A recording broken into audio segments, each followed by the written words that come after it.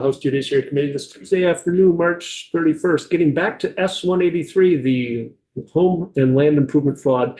And we're going to hear from Andrew Brewer next, if you could join us. Andrew, thank you for being here. Yeah.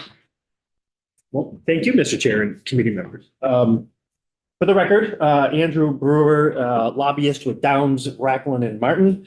But today here on behalf of the Vermont Builders and Remodelers Association, aka the Home Builders, I still refer to them. I can be pretty brief. It's Jason Webster. You want to hear from in a minute with Huntington Homes. He's on the screen. So I'll just kind of tee him up and frame the issue a little bit.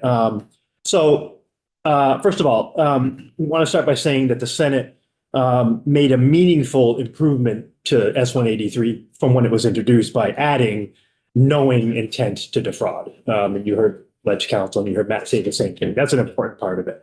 It was the right move, and we appreciate that.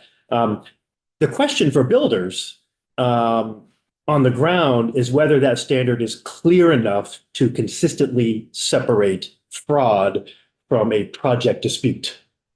And to understand that, and I think Jason's going to parrot some of what I'm about to say, it's important to step back and have a look at how construction is actually regulated in Vermont. So some of you may know, some of you may not know. Vermont is one of the handful of states that does not have a statewide residential building code for 1 and 2 family owner occupied homes.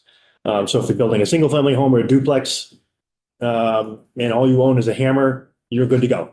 As long as you can convince somebody to pay you to build their home for them. What we do have is RBs, Residential Building Energy Standards. But that's a code without a system around it. We think of it as like it's half a code. It's kind of off here on the side. It has to do, it's a set of energy rules standing alone. It doesn't have inspectors. It doesn't have enforcement or licensing to kind of anchor it in the real world. But they're there, and all homes are supposed to be built to the RB's building code. So in most cases, there's no inspector signing off on the work. There's no statewide standard being enforced in real time. There's no licensing body overseeing contractors. So what that means when something goes wrong on a project, there's often no clear objective record of what happened or who's at fault. So disputes tend to come down to one party's version of events versus another's. Questions about scope, timing, payment, quality. Yes. So I'm going to separate you're dealing with the builders, but you're not going to have builders that aren't watched. You're not going to have plumbing that's not watched. You're not going to have electricians that's not watched on a whole complete house, are you?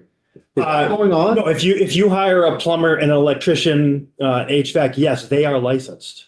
The guy who builds your house, though, the guy who pours the foundation, builds the sticks, puts the roof on, no. So that's the part we're focusing on. And then it'll come down to the homeowner why they hired the builder, but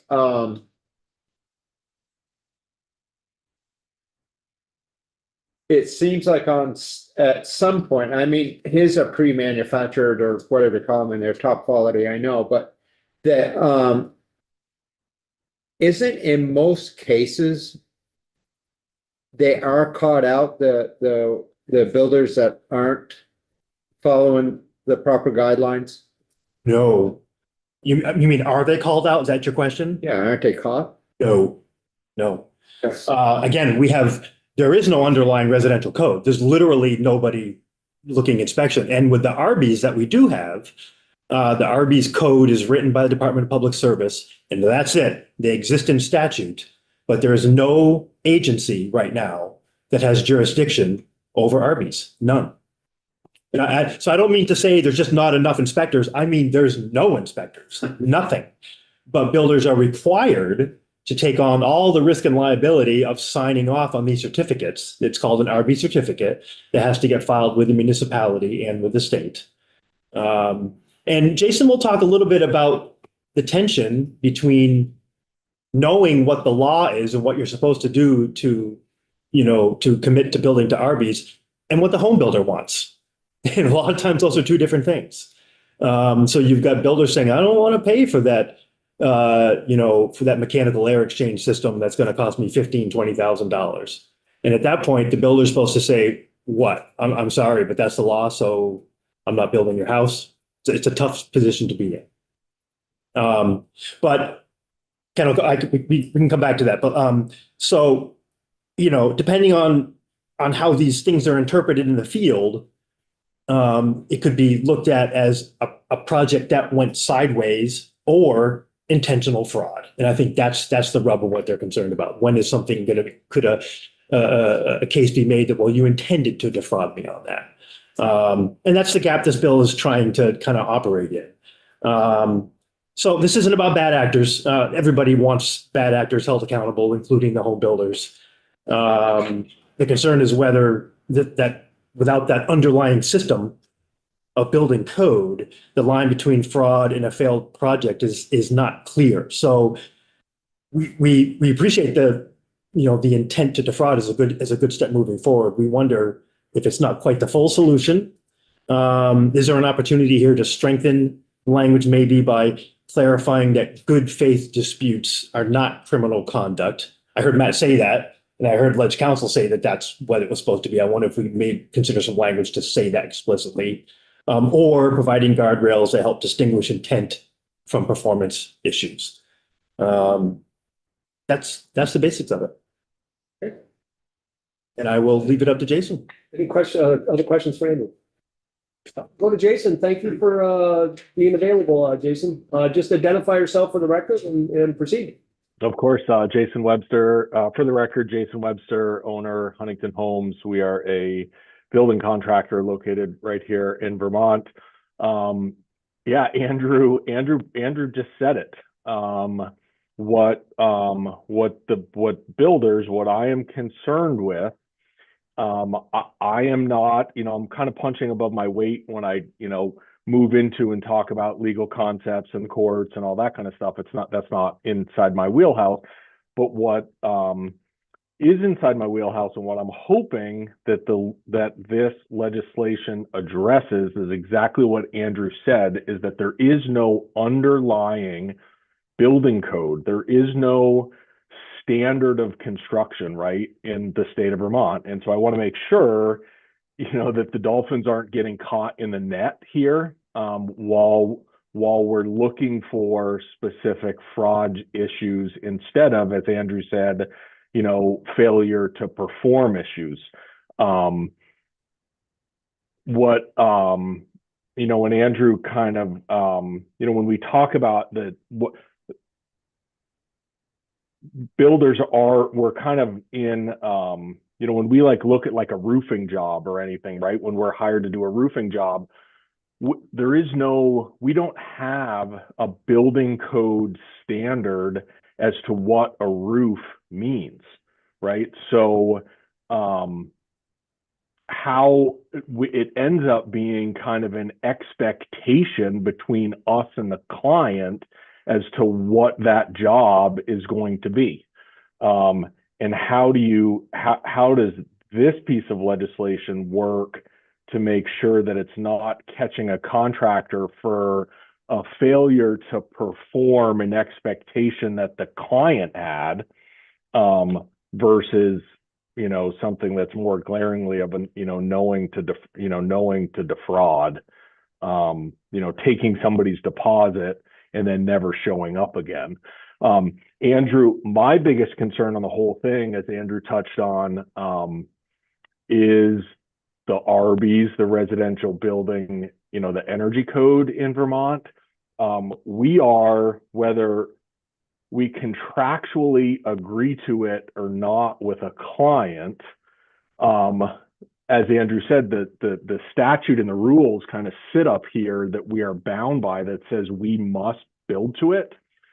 And then that's it. The Department of Public Service did a study of that rule in actual technical application of that rule, how many houses were actually being built to that code all the way back in 2015. And they found that in 2015, which was a much less stringent energy code, that nearly 50% of all construction in Vermont wasn't meeting the technical requirement of the energy code. Fast forward to today, we're under a much more stringent energy code that, again, technically, sitting up here in a piece of legislation, we're required to build to. We knew in 15, 50% of us weren't building to it. I think it's safe to assume that today maybe 10% of contractors are building to this. I want to make sure that 90% of contractors aren't all of a sudden criminals, right? We're not criminals because we're not building to this code. So really that's really the base of it, right? Is it unfortunate that there have been a couple cases of contractors fraudulently taking deposits and then with no intention to do the work? Like, do those happen, and is that unfortunate? Yes, right. But I would say that without the scaffolding or the structure of a building code, I'd say that 99% of the disagreements that happen between clients and their contractors come down to expectations, not intent. And I don't want, when something goes sideways like that, what I am really hoping doesn't happen is that, a client at that point, when they go to sue their contractor, their attorney is going to be grabbing at every single arrow they can to go after the contractor to see what part sticks. And what worries me about this legislation is it's another arrow that the contractor is going to have to defend themselves against when they had no intent. They weren't intending to defraud them from the beginning. So I'm sure some of us will have questions, but just a couple things. I guess, first of all, in that last issue, like the homeowners plaintiffs, they're not the ones who would be able to bring a criminal complaint on this. That's the state's attorneys or the attorney general's office. So Okay. there's no additional arrows for their quiver from this bill. I guess a question. So then the 90% are they? Or are you generally promising that I will build to this code, or is that not being promised? Well, it doesn't. I mean, again, the fundamental issue in Vermont, where all of these things trickle down from, the fundamental issue is that we do not have a building agency adopting, administering, requiring, certifying, inspecting to any sort of code. So that's the fundamental issue, that sits on top. This kind of like standalone sidebar energy code sits over here, which in the rest of the US, an energy code sits as a component of the building code. It doesn't just sit out there on its own. It's, here's the building code. Energy code is a component that sits inside there. Vermont has no, we just adopted the energy piece only, thinking it was going to work, and it hasn't. Technically, that energy code is applicable to every single construction project in the state, be it a renovation or new construction, technically contract or not, right? You don't even, if you're doing a renovation there's a threshold for how many square feet it has to be and whatever. But if you're doing a major renovation on a house, whether you have a contract with your contractor or not, that contractor is required to build to the energy code. And we know that that's not happening, right? The Department of Public Service knows that that's not happening. And every time they amend the code, they leave that hot potato alone. They never touch it. And what I just want to make sure is that this legislation doesn't all of a sudden turn 90% of contractors into criminals. Right. No, I think I get that now. It's if you're required to build to the code, is a violation or not building to that code considered fraud? It seems certainly it's not, but we can get some other testimony on that as well. And if we need some clarifying language, we can certainly do that. But I understand what the concept is. I mean, if folks have other questions for Jason? Yeah, go ahead, yeah. All of your stuff is built in-house, right? I mean, you're not doing any building on site, correct? The majority of what we build is in our factory, correct? So like your standards and all that stuff, you're setting your own standards. There's nobody that's even watching anything that you're doing or anything like that. So we build our factory in Vermont. Yeah. And then we ship modules all the way across New England. You better believe the rest of New England has building codes, right? Massachusetts for sure has a building code. Even Live Free or Die New Hampshire has a building code.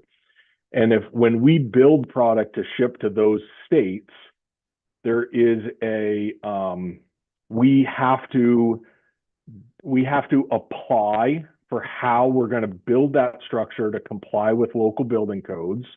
And then while we're building that structure, there is an inspection company that comes in and inspects what we do to make sure that we're actually building what we said we were going to.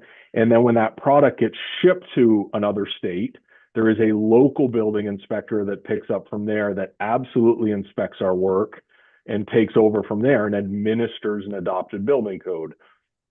In Vermont, there is nobody. There's no code and there is nobody looking at what we're doing.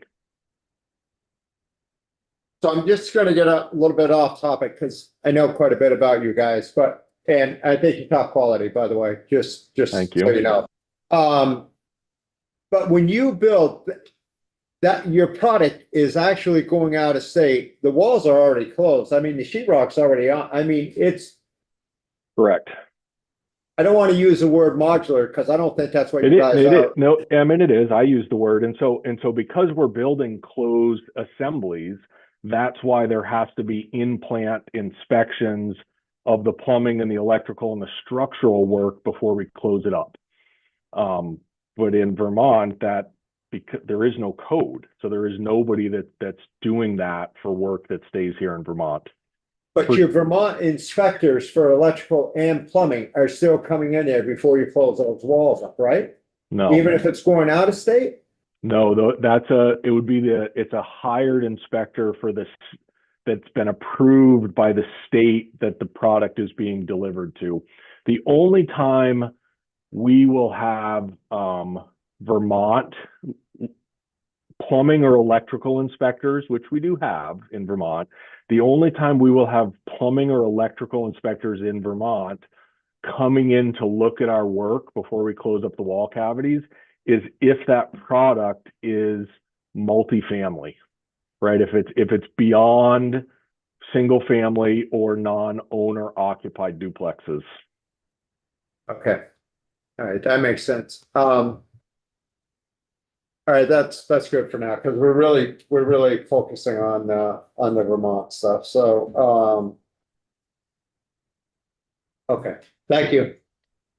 Any other questions, Jason?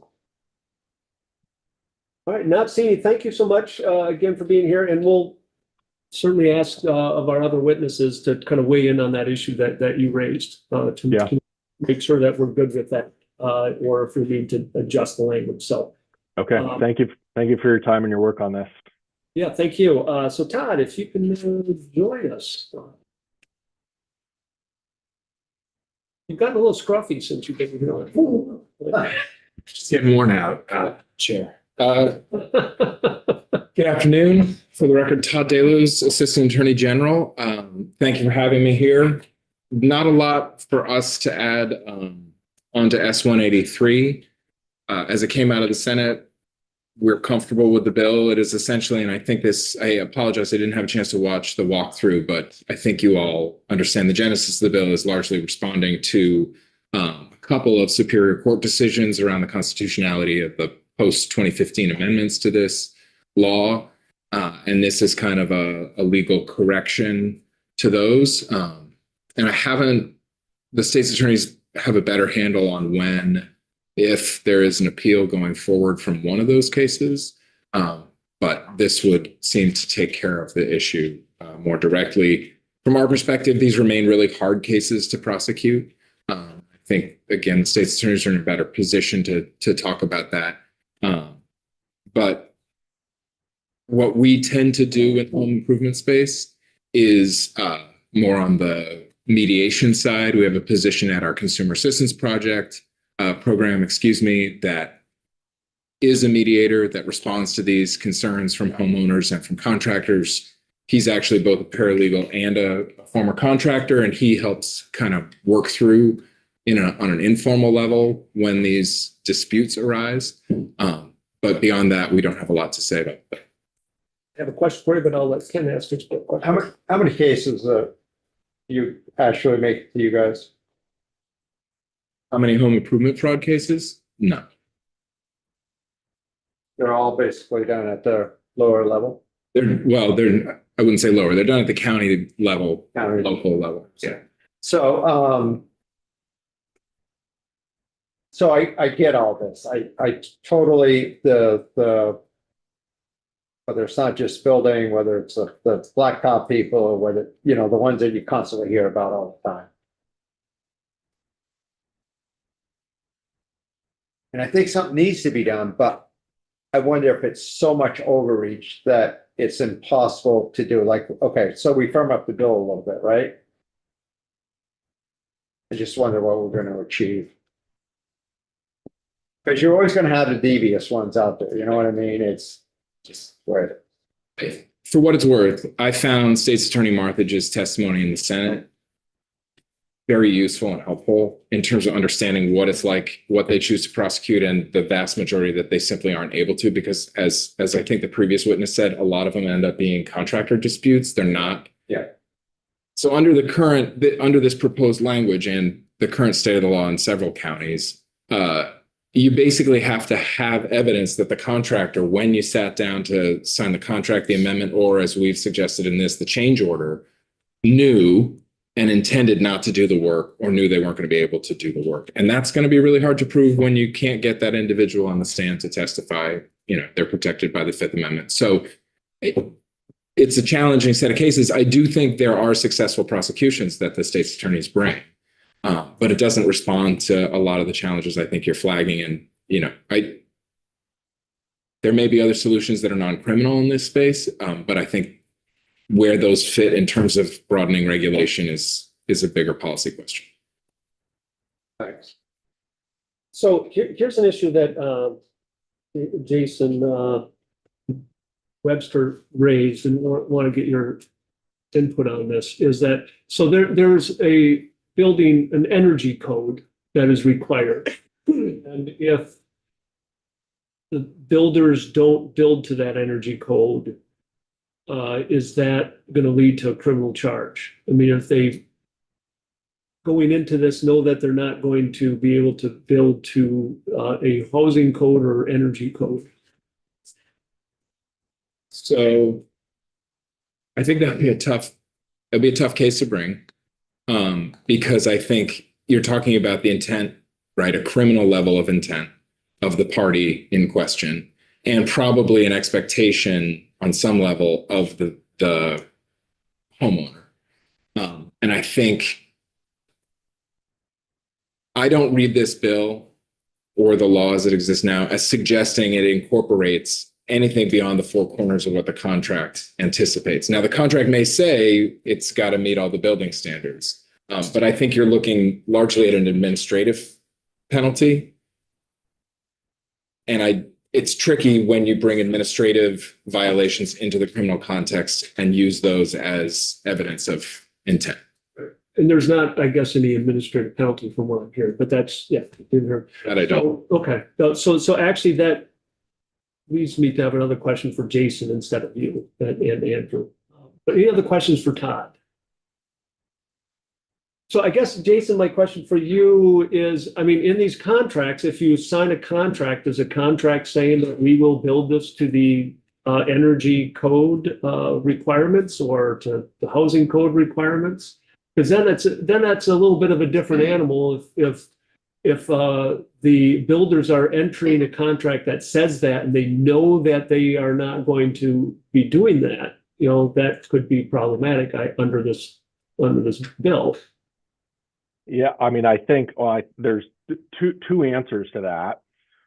One is that I think it depends on the contractor, right? That it would depend on the contractor and their contracts as to whether or not how detailed they are, right? And that's and how detailed they are because there is no code to, building code to reference, they're not going to reference a code because there is none to reference. So a contract may be specific enough, to line item out the specifications of the build. This is what we're going to do for roofing. This is for framing. This is for insulation and that sort of stuff. So I guess answer number one is it depends on your contractor, depends on your contractor's contracts. Answer number two is that now there is another poorly administrated program in Vermont, and that is the contractor registry. And so that is a place that is contractors that are performing, I think it's over $10,000, a project that's over $10,000. The registry requires that the contractor be a registered contractor, right? That doesn't mean licensed. It doesn't mean certified. It means that they're just registered. And then there are template contracts that are available from OPR to use. I don't know the answer as to whether or not reference to the energy code is in those template contracts. I know there has been a push to get them as part of the contract, as part of that template, but I'm not sure if they're there or not. But zooming back out of that, it's another thing like the energy code, which was created and sits on a shelf. The OPR registry was kind of created and sits on a shelf too. It's technically required. Most people don't do it. Most people aren't there. Most subcontractors to date are still not pinging me saying, "Hey, bud, by the way, our work here is over $10,000. I need to have a contract for that." Okay. Basically what it comes down to is that construction in Vermont, because we don't have agency overseeing us, we don't fit in the nice tidy little box that I think you might think that we fit in. Yeah, no, I'm not thinking that. I'm just thinking what are the promises that are knowingly going to be broken? And it just doesn't sound like that's the case unless in a contract somebody's specifically saying, yeah, we are going to do this energy code to this energy code, knowing that they're not going to be able to do that. I mean, but if the energy code is out there and you're not making promises about that or housing code or anything, then it's not a problem. One of the things that Andrew touched on, which is a very real problem, is that even if so I'm going to say, let's say Huntington Homes specifically, right? I don't want to perjure myself, but I'm going to, our contracts do reference that we're going to build to the energy code. The energy code isn't free, right? There are things that costs the client money to meet that code, right? And so I now am in a battle with my client with no support behind me of a code official saying, no, we have to do this, where I have to go to the client. And I'm just going to use the two big examples. There's the ventilation standard, right? Where we have to put in a $8,000 ventilation system that I'm trying to build. I have to do it if I'm going to meet code. I'm trying to ask my client to pay for it. It's their house. It's not mine. I'm just hired to put it together for them. If they decide they don't want to pay for it, it's an impossible situation that it's put me in because I have a contract that says I need to build to code, and I have a client saying, I'm not paying for code. Which also doesn't seem to be really covered by this. But yeah, I'm gonna have to puzzle this a little bit more, and we'll hear from a couple more witnesses on Thursday, including the state's attorney, and maybe they can weigh in. And Andrew, if you have suggested language that would make this clearer, Sure. because we're not trying to force through criminal law our home builders to follow a code that's not being enforced otherwise. That's not at all the intent of this. It is very much when one of those very few bad apples going in make promises they know they have no intent to keep, or they just absolutely know that they're not going to be doing it. You know, whether they can or not, they just know they're not. Andrew. Jason, I have a quick question that you just sparked. Would you, in that case that you just described, in those circumstances, would you modify the contract? Well, in my case, I never give my client the option, right? It's either you either get it and you either pay for it or I don't build your project, right? So in my case, I never present them the option of those costs to meet the code. But I think I'm a unicorn in that. I think most other builders, you know, most other builders, when you get to the 11th hour of a project, it is running over budget because that's just what happens. And they're looking at their budget and they're looking at what still needs to be installed, and they're looking at quartz countertop versus HRV. Most clients are going to take the quartz countertop and ditch the HRV. Interesting. Thanks. So did this come up in the Senate, and did they consider what to do about this? Andrew or Jason? Testified in the Senate. Honestly, I don't think, I'll be blunt, we didn't do as good a job in the Senate, Jason. I think we didn't, you know, it wasn't fully flushed out. You know, it seems very innocuous. You know, it seems like a pretty simple, what we're trying to do is get knowing intent in there. But when you start to think about it, what we're sparing you is the full story of Arby's. And I don't know if you really want to get into it. Yes, we're sparing you the full story of the Arby's and the latest rollout and the disaster of a rollout that it was, and the reasons why compliance is so low. It's really not builders just saying, I don't care, this is code, I don't want to follow it. They can't follow it in many cases. Right. And that's the crux of what Jason's talking about, where somebody might say, I will build your house to Arby's, but then somewhere down the road, there's 1,000,001 things that could change in the field where they're not actually able to meet the technical definition of what's in the Arby's.